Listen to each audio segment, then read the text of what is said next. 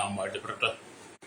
ഈ നല്ല സമയത്ത് ഓർന്ന ദൈവത്തെ സ്തുതിക്കും വാഴ്ത്തുകയും ചെയ്തു. വിവിധ സ്ഥലങ്ങളിൽ രാജ്യങ്ങളുമായിരുന്ന ദൈവവചനം കേൾക്കുന്ന എല്ലാ പ്രിയപ്പെട്ടവർക്കും കർത്താവായ യേശു ക്രിസ്തുവിന്റെ വിലയേറിയ നാമത്തിൽ എന്റെ സ്നേഹവന്ദനം. അല്പസമയത്തെ ദൈവന ചിന്തയ്ക്കായി ഒരു ദൈവവചന ഭാഗം വായിക്കുന്നു. ലൂക്കോസ് എഴുതിയ സുവിശേഷം 22-ാം അധ്യായം അതിന്റെ 44-ാമത്തെ വാക്യം. പിന്നെ അവൻ പ്രാണവേദനയിലായി അത് ശ്രദ്ധയോടെ പ്രാർത്ഥിച്ചു.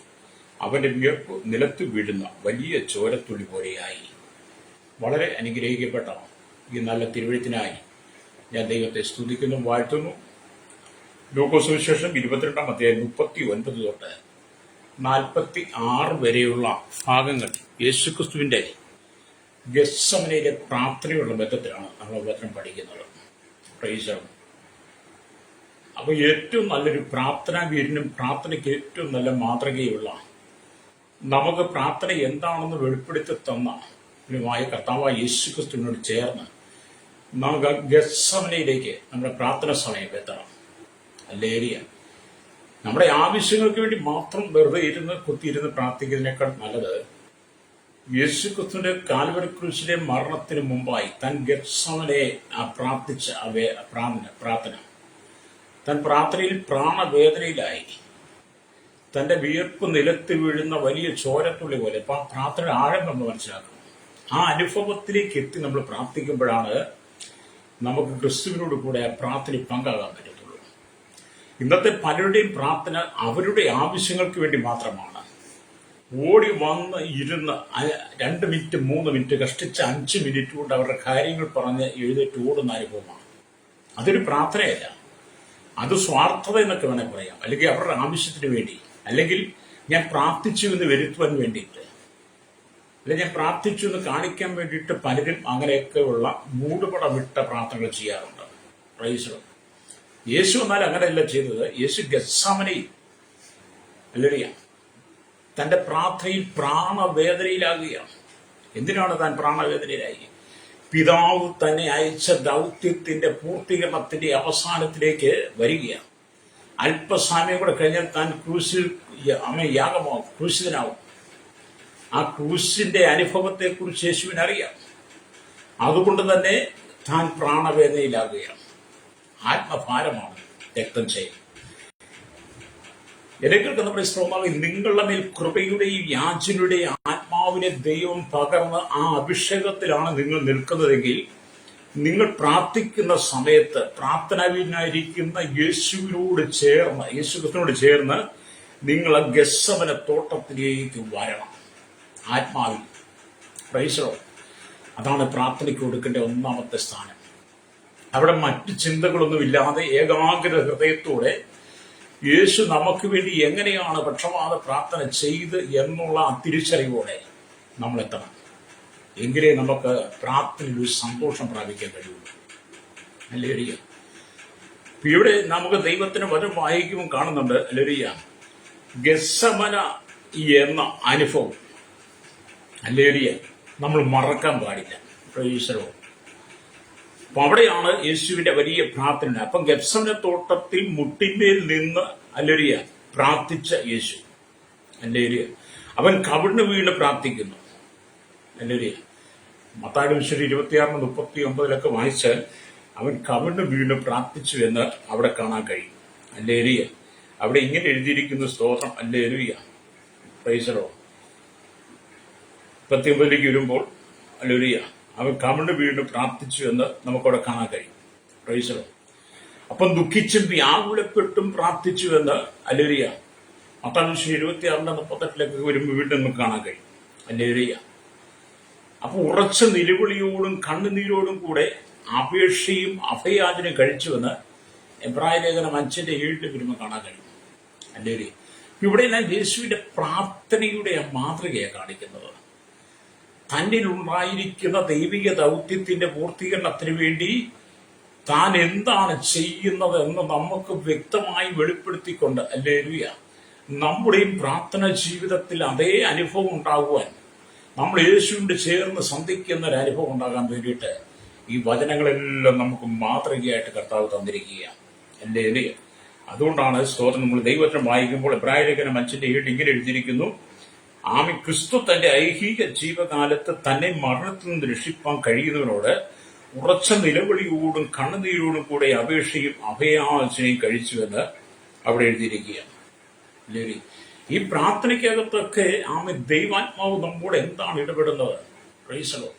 എന്നെ കേൾക്കുന്ന ശ്രോതാവേ, നീ പ്രാർത്ഥിക്കാനിരിക്കുമ്പോൾ ദൈവാത്മാവ് നിന്നിൽ വസിക്കുന്നുണ്ടോ?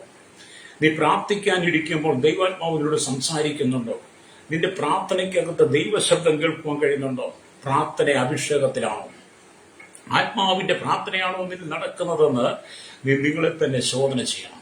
ഇന്നത്തെ പല പ്രാർത്ഥനയ്ക്കകത്തും അഭിഷേകമില്ല, ദൈവസാന്നിധ്യമില്ല, ദൈവശബ്ദമില്ല, ഏകാഗ്രതയില്ല, ആമേൻ. കരയുന്ന അനുഭവമില്ല. ആമേൻ. അവരുടെ ആവശ്യത്തിന് വേണ്ടി ഞാൻ മുമ്പ് ആവർത്തിച്ച് ഓടി വന്നിരുന്ന് പ്രാർത്ഥിച്ച് എഴുന്നേറ്റ് പോകുന്ന പ്രാർത്ഥന ദൈവത്തിന് സ്വീകാര്യമല്ല. Praise the lord. അത് ദൈവം സ്വീകരിക്കുന്ന എനിക്ക് തോന്നുന്നില്ല. കാരണം നമ്മുടെ പ്രാർത്ഥനയ്ക്കകത്ത് ഏകാഗ്രതയാണ് ആവശ്യം. ലേരിയ. നമ്മൾ എന്തിനാണ് ഇവിടെ ജീവിക്കുന്നത്? നമ്മൾ എന്തിനാണ് ഈ പ്രാർത്ഥനയുടെ മനുഷ്യനാക്കി മാറ്റിയത്? നമുക്ക് ചുറ്റും കോടാനുകോടി ജനങ്ങൾ പാപത്തിൽ വീണ് കിടക്കുമ്പോൾ, ശാപത്തിൽ വീണ് കിടക്കുമ്പോൾ അവർക്കൊരു ആത്മരക്ഷ കൊടുക്കുവാൻ കഴിയാതെ ഈ ഭൂമിയിലുള്ള സകല മതങ്ങളും മത നേതാക്കന്മാരും സകല സംഘടനകളും സകല പ്രസ്ഥാനങ്ങളും പരാജയപ്പെട്ടു പോയി. കഴിഞ്ഞകാല യാഗങ്ങളും നിയമങ്ങളും എല്ലാം പരാജയപ്പെട്ടു. മനുഷ്യന്റെ ആത്മരക്ഷയ്ക്ക് വേണ്ടി ഹല്ലേലൂയ അവർക്കൊന്നും ചെയ്യുവാൻ കഴിയാതിരിക്കുമ്പോഴാണ് യേശു ക്രിസ്തു നമുക്ക് വേണ്ടി പക്ഷപാത പ്രാർത്ഥന ചെയ്യുന്നത്. Price the Lord. അപ്പൊ നമ്മെ രക്ഷിക്കുവാൻ യേശുവിന് മാത്രമേ കഴിയുള്ളൂ. നമ്മെ വിടിവിക്കുവാൻ യേശുവിന് മാത്രമേ കഴിയുള്ളൂ. നമ്മുടെ സകല പ്രശ്നങ്ങൾക്കും പരിഹാരം നൽകുവാൻ യേശുവിന് മാത്രമേ കഴിയുള്ളൂ.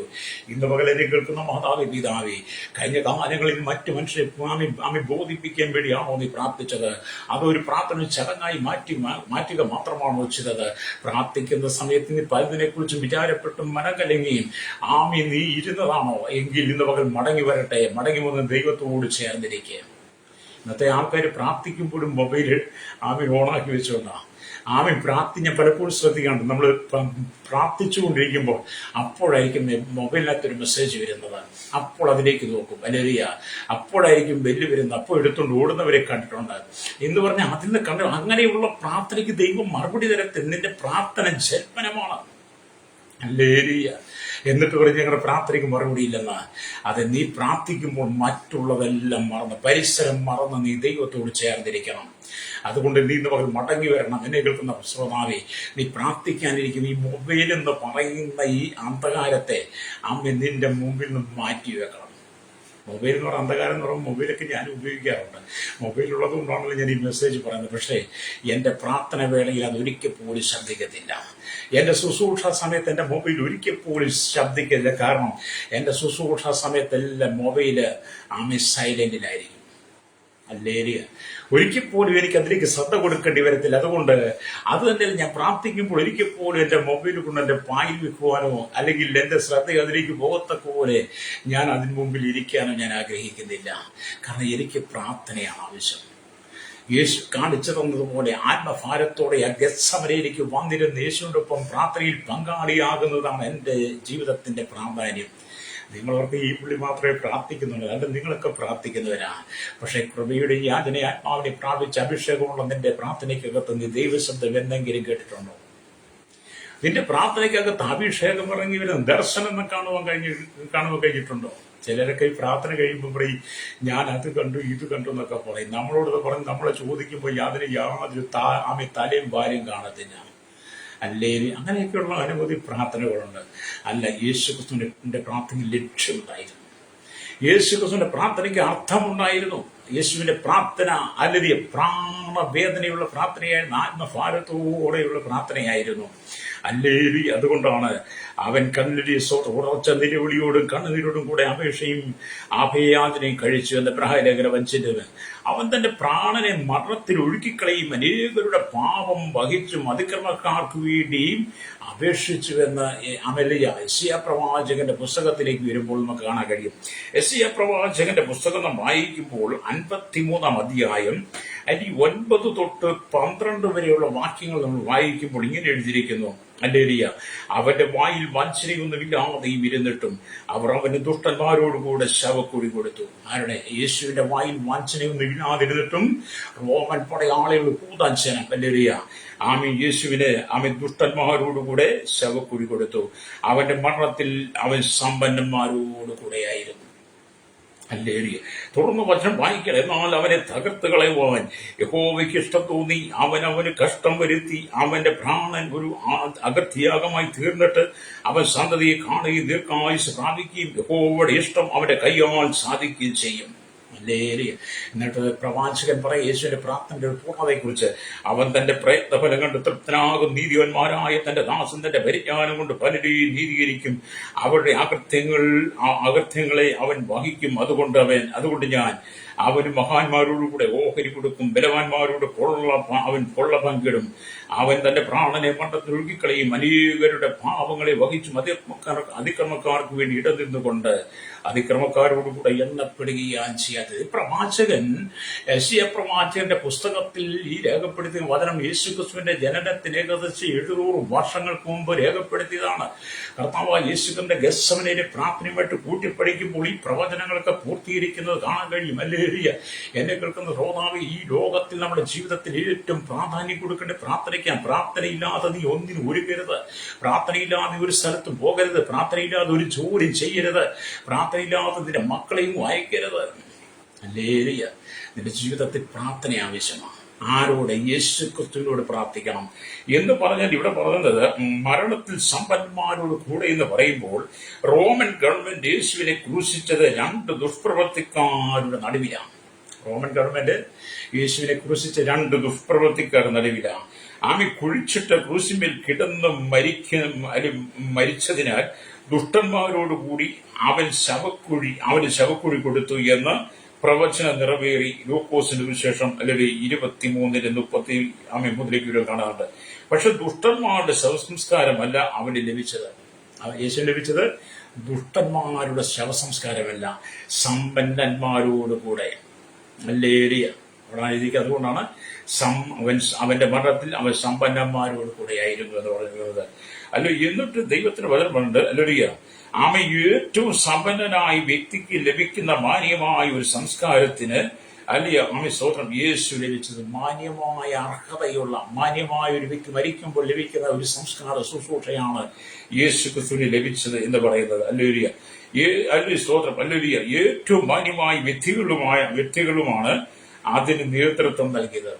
യേശു ക്രിസ്തുവിന്റെ സംസ്കാര ശുശ്രൂഷയ്ക്ക് ഏറ്റവും മാന്യമായ വ്യക്തികളാണ് അതിന് നേതൃത്വം നൽകിയതെന്ന് കാണാൻ കഴിയും. വിലയേറിയ 100 റാത്തൽ തൂക്കം വരുന്ന ഏകദേശം 40 കിലോ സുഗന്ധവർക്കം ശരീരത്തിൽ തേച്ച് പിടിപ്പിച്ച ശേഷം വിലയേറിയ നിർമ്മലശീലയിൽ പൊതിഞ്ഞു കെട്ടി മന്ത്രിക്ക് വേണ്ടി പാറയിൽ വെട്ടിയിരുന്ന പുതിയ കല്ലറയിലാണ് അവനെ അടക്കം ചെയ്തത്. അരിമത്തിക്കാരനായിട്ട് യോസേപ്പിന്റെ കല്ലറയിൽ.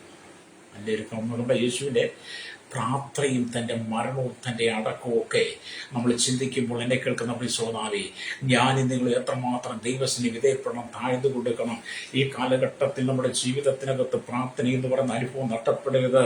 ലോകമോഹങ്ങൾ നമ്മുടെ ഉള്ളിലേക്ക് വരരുത്. ലോകത്തിന്റെ ചിന്തകൾ വരരുത്. ഇവിടുത്തെ ഒന്നിനും വേണ്ടി അല്ല നീ ജീവിക്കേണ്ടത്. മരണാനന്തരം ഒരു ജീവിതം നിനക്ക് വേണ്ടി ദൈവം വെച്ചിട്ടുണ്ട്. മരണത്തിനപ്പുറം ഒരു ജീവിതമുണ്ട്. അതുകൊണ്ട് ഈ ലോകത്തിന്റെ മോഹസുഖങ്ങളെ നീ ഉപേക്ഷിച്ചുകൊണ്ട് ഹല്ലേലൂയ യേശുവിനോടുകൂടെ നീ ഗെത്സമനിലേക്ക് വന്ന് നിന്റെ പ്രാർത്ഥന സമയം ചെലവഴിക്കണം.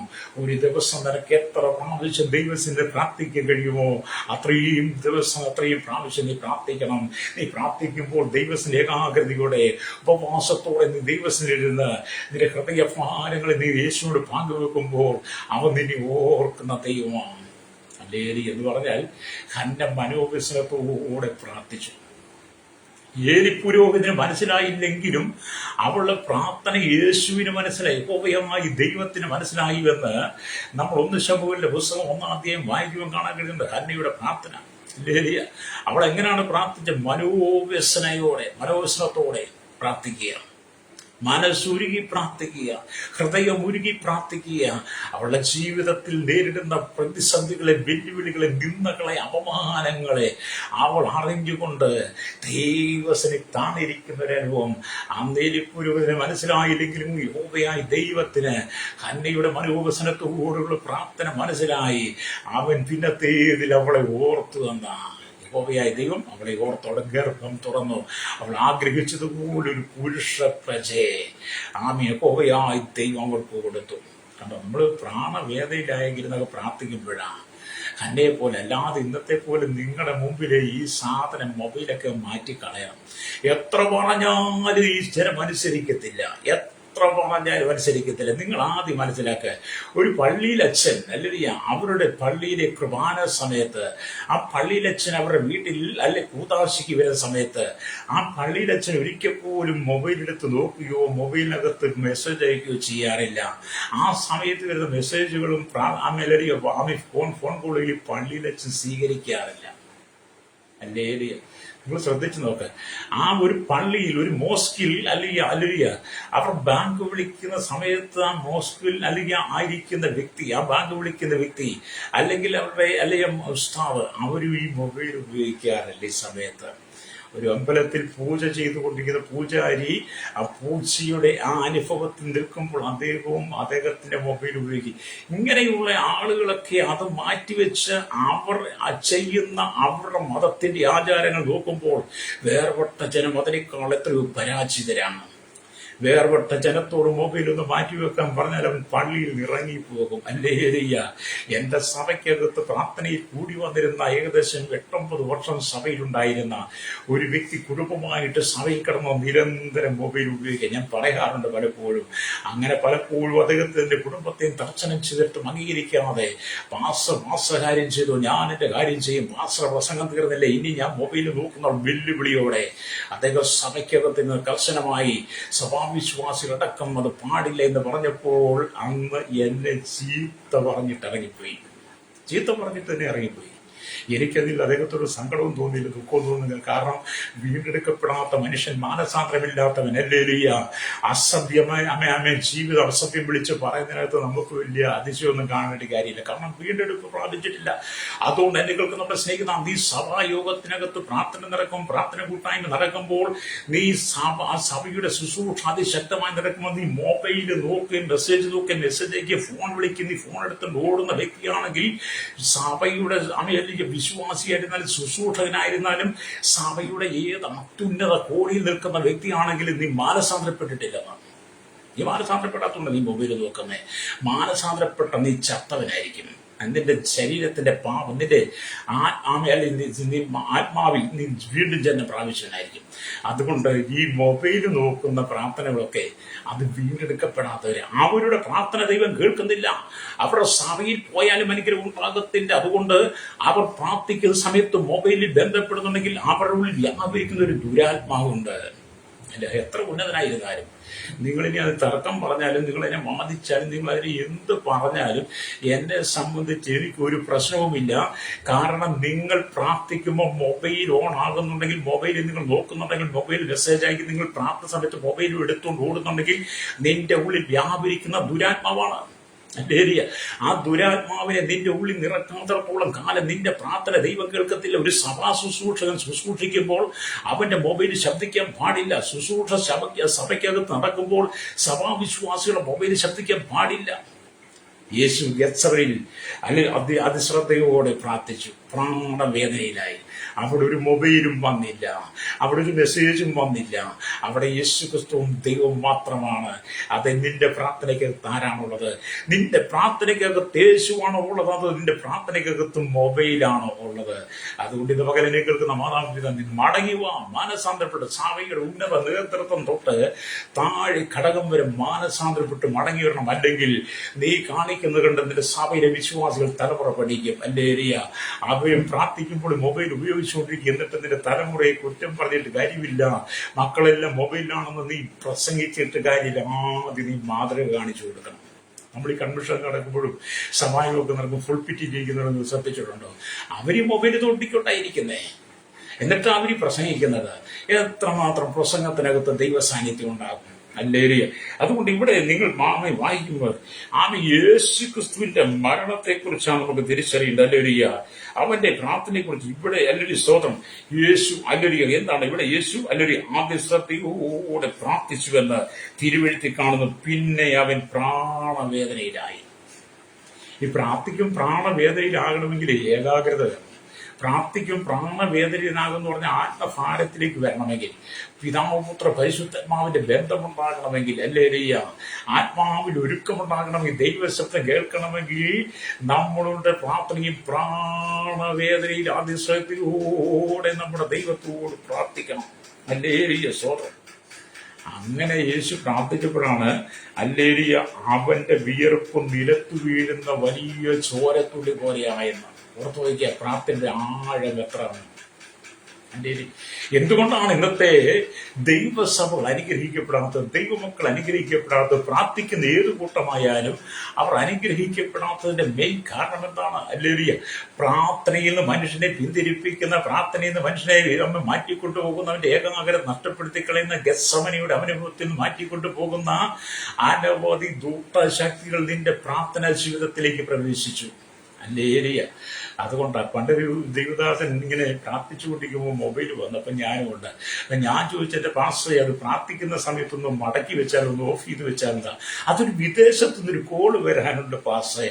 അത് നിനക്ക് വിദേശത്തുനിന്ന് കോള് വന്നാലും സ്വദേശത്ത് കോള് വന്നാലും ഈ ലോകം മുഴുവൻ എഴുതിത്തരാമെന്ന് പറഞ്ഞാലും നീ ആ സമയത്ത് ഫോൺ എടുക്കരുത്. ഞാൻ അദ്ദേഹത്തോട് പറഞ്ഞു, ഈ ലോകം മുഴുവൻ എഴുതി തന്നാലും എന്റെ പാസ്റ്റർ ഫോൺ എടുക്കരുത്.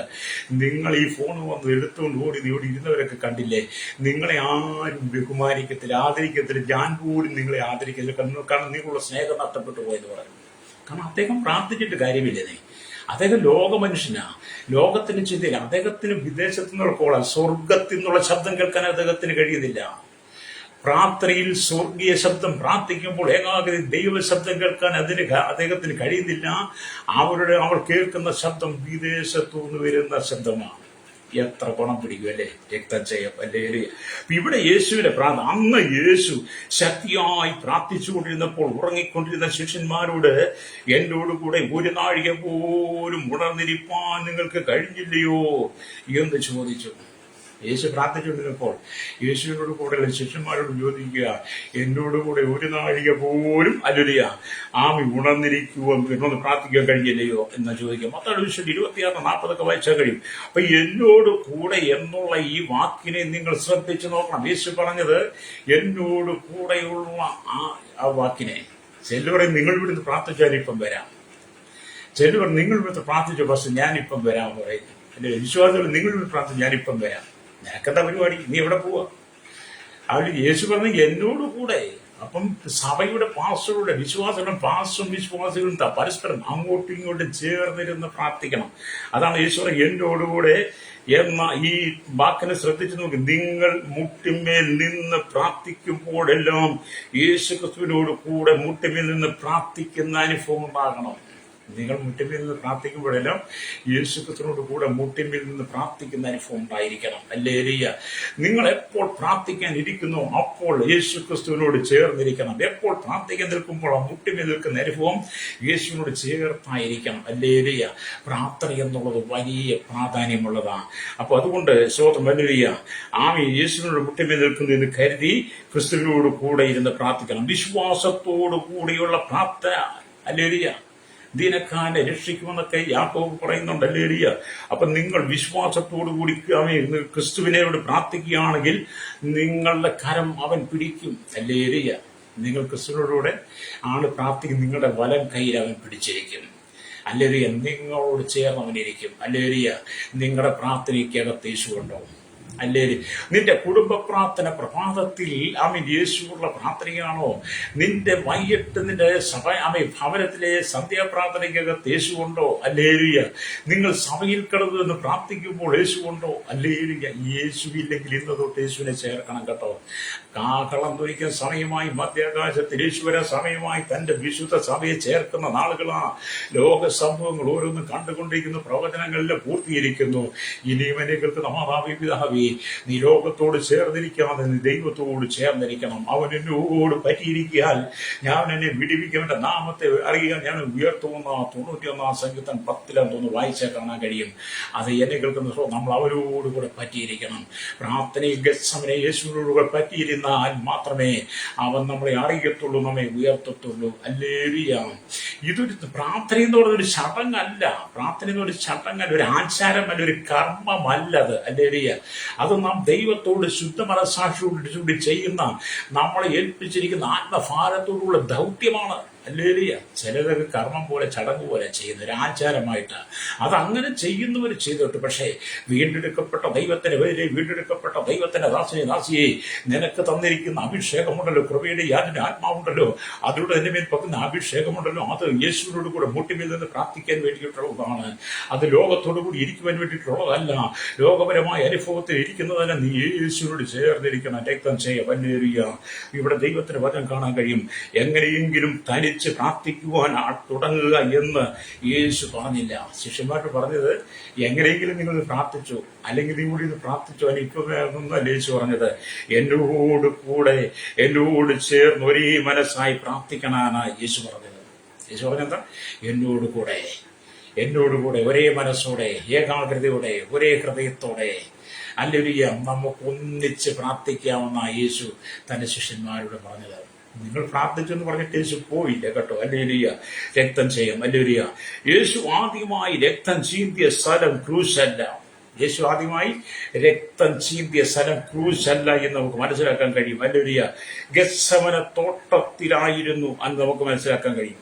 ഈ ആദ്യമായി രക്തം ചീന്തിയ ക്രൂശിലല്ല, ഗത്സമന തോട്ടത്തിൽ. അതിനെക്കുറിച്ച് പല വ്യാഖ്യാനങ്ങളും ചിന്തകളൊക്കെ ഉണ്ടെങ്കിലും പലരും അതിനെ നിരുത്സാഹപ്പെടുത്തുണ്ടെങ്കിലും പലരും അതിനെ തെറ്റായിട്ടൊക്കെ വ്യാഖ്യാനിക്കുന്നുണ്ടെങ്കിലും യേശുക്രിസ്തുവിന്റെ ഗത്സമനയിലെ തോട്ടത്തിൽ അവന്റെ വിയർപ്പ് നിലത്ത് വീഴുന്ന വലിയ ചോരത്തുള്ളി പോരായെന്ന് പറയുമ്പോൾ ആമേൻ, യേശുക്രിസ്തുവിന്റെ ഗത്സമനയിലെ തോട്ടത്തിലെ പ്രാർത്ഥന തൊട്ട് അവന്റെ ശരീരത്തിൽ നിന്ന് അവന്റെ വിയർപ്പ് പോലും രക്തത്തുള്ളിയായി മാറിക്കൊണ്ടിരുന്നു. രക്തം ചെയ്യാം. ഹല്ലേലൂയ. ആമി സ്തോത്രം സ്തോത്രം. ഹല്ലേലൂയ. അവന്റെ വിയർപ്പിന്റെ വില അവന്റെ ശരീരത്തിന്റെ രക്തമായി മാറുക. Price the Lord. ഹല്ലേലൂയ. അത് നമ്മുടെ പ്രാർത്ഥനയ്ക്കകത്ത് അരമണിക്കൂർ നിനക്കിരുന്ന് പ്രാർത്ഥിക്കാൻ കഴിയുന്നുണ്ടോ? ഇന്ന് പകൽ എന്നെ കേൾക്കുന്ന സ്വഭാവി, അരമണിക്കൂർ നിനക്ക് ദൈവത്തിൽ ഇരിക്കാൻ കഴിയുന്നുണ്ടോ? 1 മണിക്കൂർ ഇരുന്ന് പ്രാർത്ഥിക്കാൻ കഴിയുന്നുണ്ടോ? ഹല്ലേലൂയ. അരമണിക്കൂർ ഇരുന്ന് പ്രാർത്ഥിക്കുന്ന ദൈവത്തിന്റെ ദൈവദാസിമാരെ 3/4 മണിക്കൂർ, 1 മണിക്കൂർ അതിന് മുകളിലോട്ട് ഇരുന്ന് പ്രാർത്ഥിക്കുന്ന ദൈവത്തിന്റെ ദാസന്മാരെ എനിക്കറിയാം.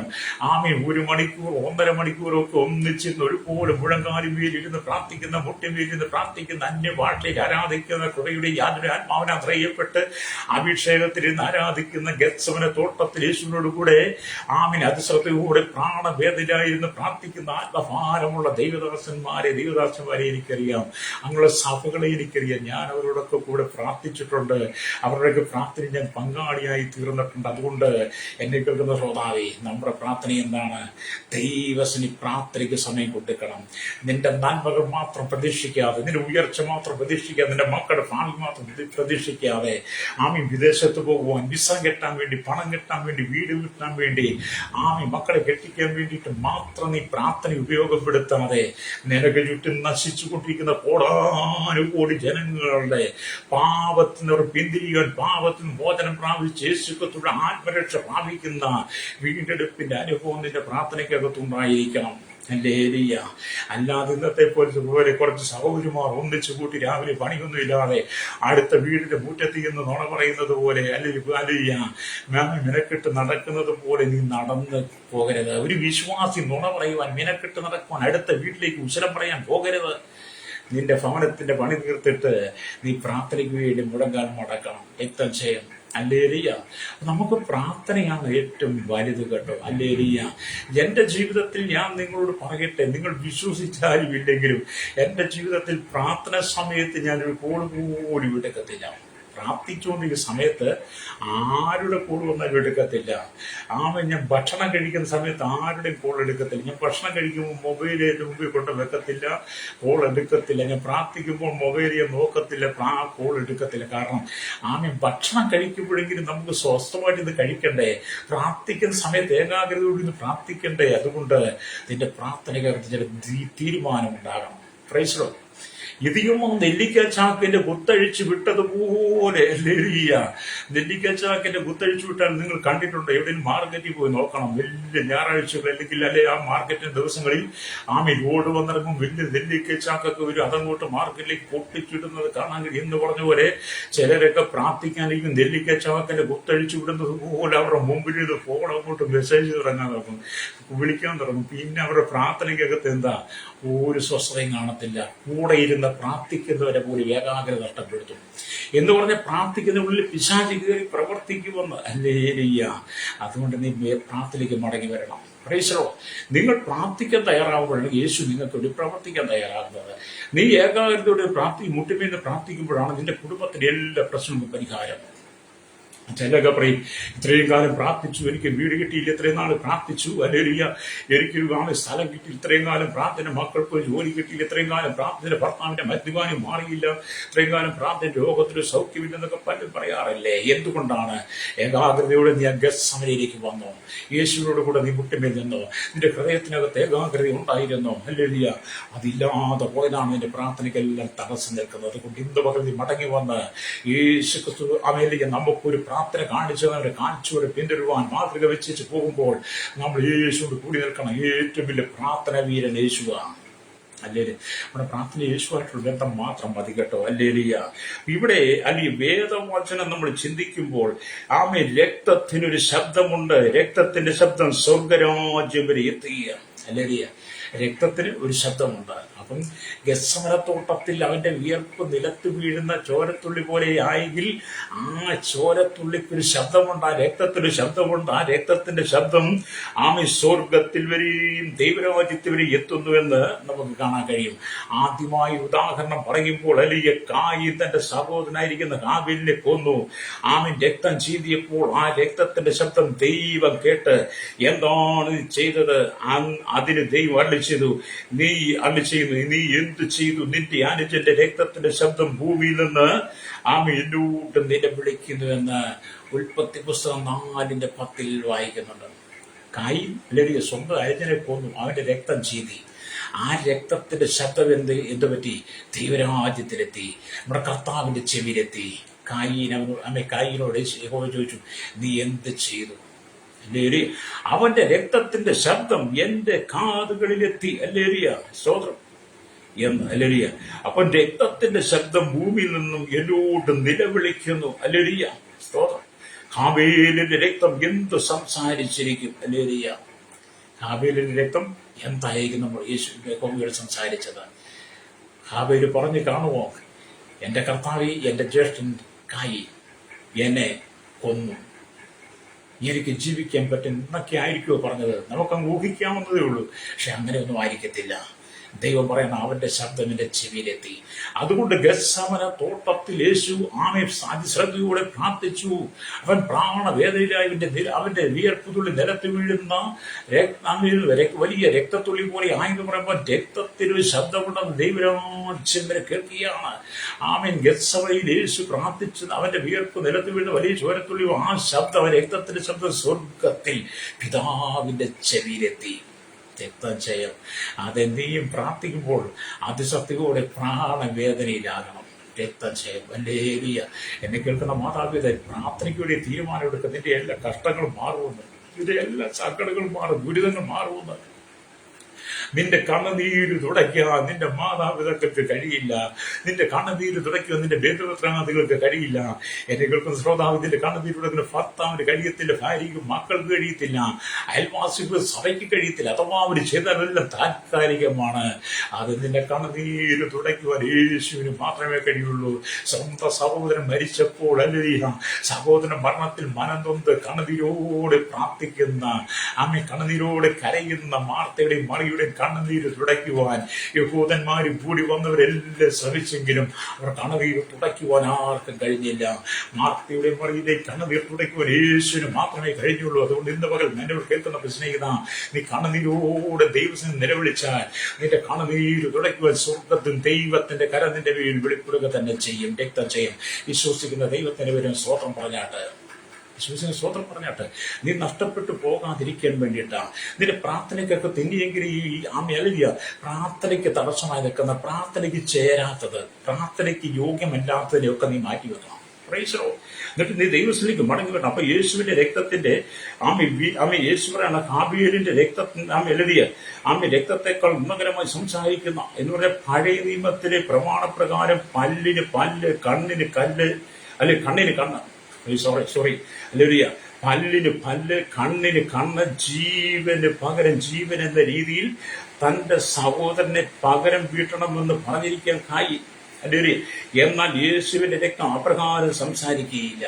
യേശുവിന്റെ രക്തം അങ്ങനെ ഒരിക്കലും സംസാരിക്കത്തില്ല. പല്ലിന് പല്ല്, കണ്ണിന് കണ്ണ്, ജീവന് ജീവനെന്ന് യേശു ഒരിക്കലും പറയത്തില്ല. യേശു ക്രിസ്തുവിന്റെ പ്രാർത്ഥന ആത്മഭാരത്തോടെയാണ്. തന്റെ മുമ്പിൽ നിൽക്കുന്ന വലിയ കൂട്ടം ജനത്തിന്റെ രക്ഷയ്ക്ക് വേണ്ടിയിട്ടാണ്, മാനസാന്തരത്തിന് വേണ്ടിയിട്ടാണ്. പാപത്തിന്റെ ചങ്ങലയിൽ, പാപത്തിന്റെ അകൃത്യത്തിൽ വീണ് കിടക്കുന്ന, സാത്താന്റെ ബന്ധത്തിൽ വീണ് കിടക്കുന്ന കുടുംബങ്ങളെ രക്ഷിക്കാൻ വേണ്ടിയിട്ടാണ്. രോഗത്തിലും ശാപത്തിലും ബന്ധത്തിലും അകപ്പെട്ട് കിടക്കുന്ന, ആഭിചാര മന്ത്രവാദ പൂർവോത്ര ശക്തിയാൽ തകർന്നു കിടക്കുന്ന, കുടുംബത്തെ തകർക്കുന്ന അന്യായ ബന്ധനങ്ങളിൽ നിന്നെ വിടിപ്പിച്ച് ദൈവരാജ്യത്തിൽ കൊണ്ടുവരുന്നതാണ് യേശുവിന്റെ പ്രാർത്ഥന. അവൻ മനസ്സിലുള്ള പിതാവാണ്, അവൻ ദൈവമുള്ള പിതാവാണ്.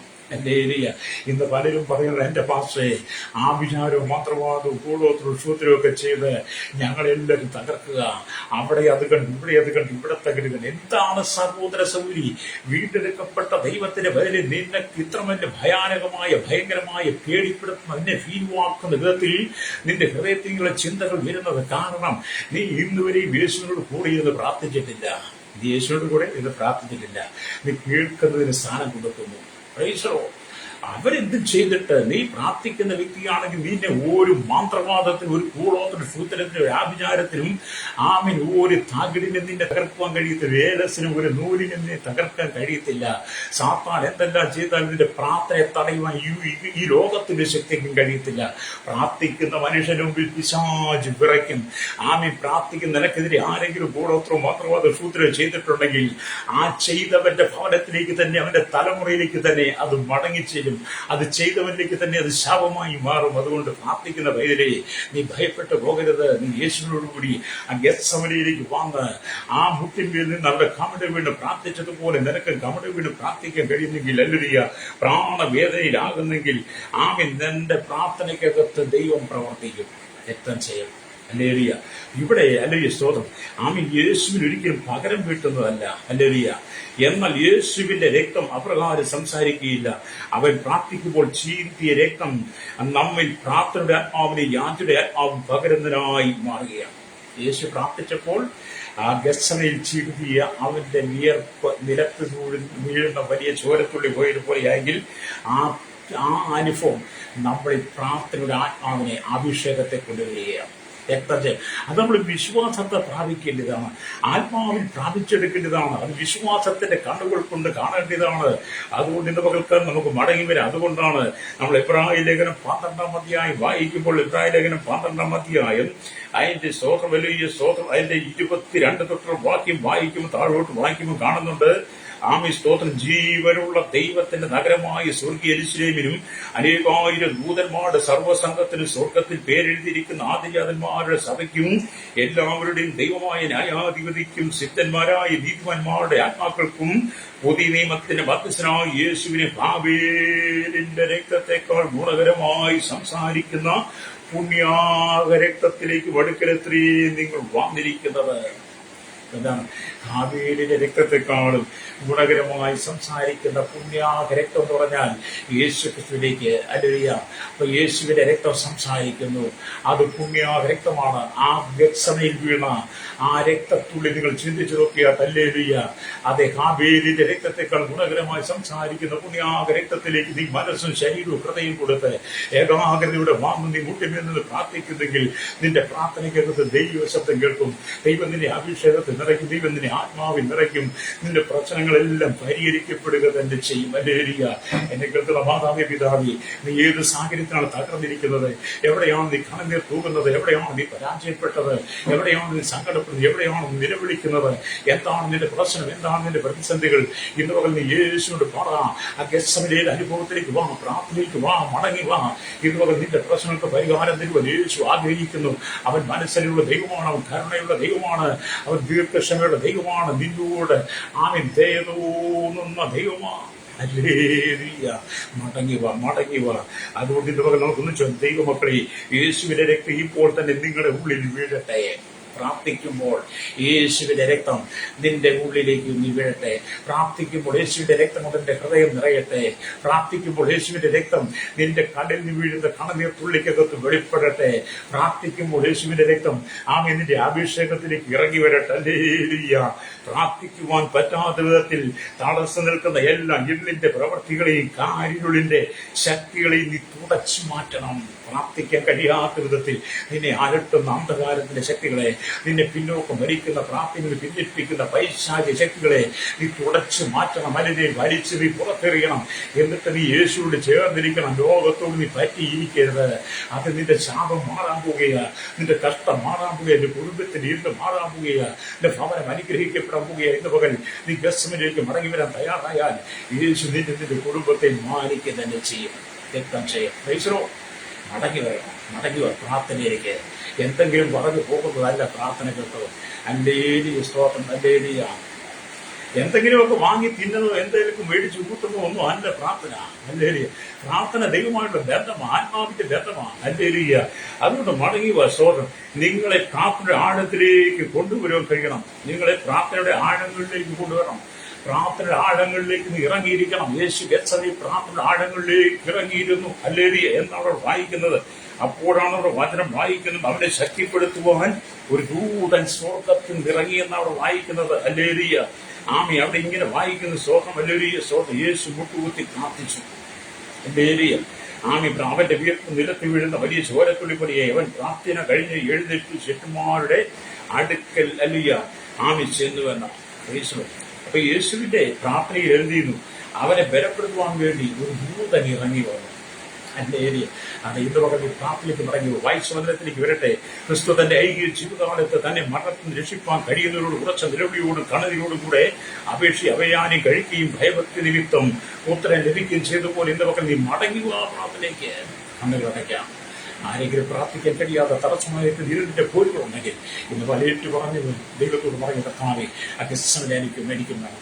അങ്ങയോട് കൂടെ ചേർന്ന് പ്രാർത്ഥിക്കുവാൻ, ആമെ പ്രാണവേദന അശ്രദ്ധയോടെ പ്രാർത്ഥിപ്പാൻ ഞാൻ അങ്ങയുടെ സന്നിധിയെ തന്നെ സമർപ്പിക്കുന്നത് പറഞ്ഞ് നിങ്ങളുടെ വിഷയങ്ങളുമായി നിങ്ങൾ യേശുവിലേക്ക് വാ. പരിശുദ്ധ നിങ്ങളുടെ നല്ല ദൈവമേ, സ്വർഗ്ഗീയ പിതാവേ, അനുഗ്രഹിക്കപ്പെട്ട നല്ല സമയത്താണ് ദൈവത്തെ ശ്രദ്ധിക്കുന്നത്. കേരളത്തിലെ 3.25 കോടി ജന്മ തലമുറ വെള്ളത്തിൽ പ്രാർത്ഥന അന്യവസ്ഥാന തൊഴിലാളി പാപത്തിൽ വീട് ഒലിച്ച് പാപത്തിൽ കുഴഞ്ഞു കിടക്കുമ്പോൾ ഇന്ത്യയിലെ 143 കോടി ജനങ്ങൾ തലമുറകൾ അന്ധകാരത്തിനകത്ത് തീവ്രവാദത്തിലും ഭീകരവാദത്തിലും വർഗീയത്തിലും മദ്യത്തിനും മയക്കി ലഹരിക്കും അടിമപ്പെട്ട് ഈ ലോകത്തിൽ നിര്യാണം ചെടികമായ ജീവിതത്തിൽ നയിക്കപ്പെട്ട ലോകത്തെ 800 കോടി ജനം ആമെ തകർന്ന് തരിപ്പണമായി കിടക്കുമ്പോൾ സാത്താന്റെ ഇംഗിതങ്ങൾക്കനുസരിച്ച് ജനം യാത്ര ചെയ്യുമ്പോൾ ഇന്നുകളിൽ ജനം മടങ്ങി വരട്ടെ. സകല ഭരണ സംവിധാനങ്ങൾ, സകല മത നേതാക്കന്മാരും മതവിശ്വാസികളും മടങ്ങിവിട്ട് പ്രാർത്ഥന സമയത്ത് പ്രാർത്ഥന പിന്നോക്കം ലോകശക്തികൾ, പ്രത്യേകിച്ച് മൊബൈൽ അടക്കമുള്ള ദുഷ്ടന്റെ കയ്യിൽ നിന്ന് ദുഷ്ടശക്തികളെയും ജനം വിടിവിക്കപ്പെട്ട ഏകാഗ്രത ഗെത്സമനയുടെ അനുഭവത്തിലേക്ക് പ്രാർത്ഥിക്കുന്നവർ അനുഭവിച്ച് ജനത്തെ കൊടുക്കണമേ. ശൈശവത്തിലും ബാല്യത്തിലും കൗമാരം യൗവനത്തിലും വാർത്തയും വിരാലും വൃത്തരും അശ്രമം യാമച്ച് ഓർമ്മ ചോർമ്മ തടവേ ആമെ തടവയിലേക്ക് തലവേദന, ട്യൂബർ, കണ്ണുവേദന, ചോർമ്മ, ചോർസ്, തൈറോയ്ഡ് രോഗങ്ങൾ, ചെവിയുടെ തലത്തെ വേദനയിലൊക്കെ ബാലൻസിലേക്ക് മൂക്ക് ദശ ബോണ സംബന്ധമായ വിഷയങ്ങൾ, കാപ്പ്, ലിവർ, ലെൻസ് സംബന്ധ രോഗങ്ങൾ, ആമെ രോഗങ്ങൾ എല്ലാം ആമെ മുദ്രസമ യൂപ്പ സബരിസ് വെൽസിരണി അൾസറടക്ക രോഗങ്ങൾ, കിഡ്നി സംബന്ധമായ രോഗങ്ങൾ, ആമെ എല്ലാ ബ്ലഡ് ക്യാൻസർ, എല്ലാ ബ്ലഡ് ക്യാൻസറും മറ്റു ക്യാൻസറുകളും എല്ലാ നാട്യനരമ്പ് ജോയിന്റുകളിലും എല്ലാ രക്തധമനിലും വ്യാപിക്കുന്ന എല്ലാ രോഗങ്ങളും, ശിരസ് പൂർവ്വങ്കാല് വരെ വ്യാപിക്കുന്ന സകല രോഗങ്ങളും, ആമെ എല്ലാ ഭൂതോച്ചാരണങ്ങൾ, എല്ലാ ഭൂതവേദനകളും, എല്ലാ ദുരാത്മാക്കളുടെ കയ്യിൽ ജനം വിടിവിക്കപ്പെടുവാൻ, എല്ലാ ആവിചാര മാത്രമുള്ള കുടുംബങ്ങൾ ശുദ്ധശക്തികളെ കയ്യിൽ ജനം വിടിവിക്കപ്പെട്ട് തകർന്ന് കിടക്കുന്ന കുടുംബങ്ങൾ യഥാസ്ഥാനപ്പെട്ട് പാപത്തെ വിട്ട് മടങ്ങുന്ന യേശുക്രിസ്തു ആത്മ സംരക്ഷണം പ്രാപിപ്പാൻ കർത്താവ് പ്രാർത്ഥനയ്ക്ക് മടങ്ങി വരട്ടെ.